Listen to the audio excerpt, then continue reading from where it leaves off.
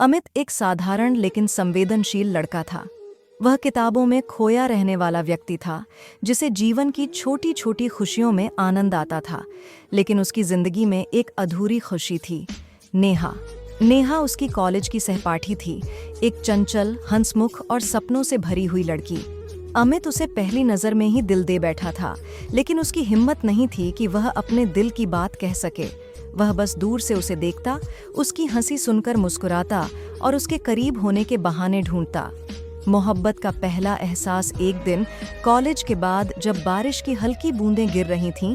Neha bus stop पर अकेली खड़ी थी। अमित ने हिम्मत जुटाकर अपनी छतरी उसकी ओर बढ़ा दी। नेहा मुस्कुराई और कहा, धन्यवाद अमित, तुम हमेशा इतने अच्छे क्यों हो?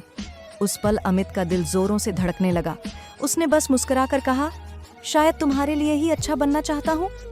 नेहा उसकी बात सुनकर हंस दी। उस दिन पहली बार अमित को लगा कि शायद उसके दिल की बात एक दिन नेहा भी समझेगी। मोहब्बत की मंजिल और फिर जुदाई, धीरे धीरे दोनों की दोस्ती गहरी होती गई। वे घंटों बातें करते, लाइब्रेरी में साथ पढ़ते और चाय की दुकान पर बैठकर जिंदगी के सपने बुनते। अमित के लिए यह दोस्ती नहीं, बल्कि सच्चा प्यार था। फिर एक दिन नेहा ने उसे बताया कि उसे किसी और से प्यार हो गया है। यह सुनते ही अमित का दिल टूट गया, लेकिन उसने खुद को संभालते हुए मुस्कुराकर कहा, अगर तुम खुश हो तो मैं भी खुश हूँ। नेहा ने अमित को गले लगाया और कहा, तुम मेरी जिंदगी के सबसे अच्छे दोस्त हो, मैं तुम्हें कभी नहीं खोना चाहती। पल भर की खुशी, उम्र भर का दर्द, समय बीता।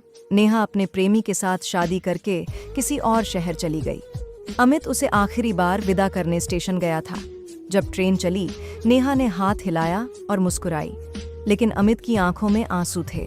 उसने एक पल के लिए ही सही नेहा को अपने करीब महसूस किया था। वह उसकी जिंदगी का सबसे खूबसूरत लम्हा था, लेकिन वही खुशी अब एक दर्द में बदल गई थी, जिसे वह पूरी उम्र महसूस करता रहेगा। सीख, कभी कभी हमें जो सबसे ज्यादा चाहिए वह हमें नहीं मिलता, लेकिन असली प्यार त्याग में है, स्वार्थ में नहीं। कुछ लोग हमारी जिंदगी में सिर्फ एक खूबसूरत लम्हा बनकर आते हैं, जिसे हम ताउम्र याद करते हैं।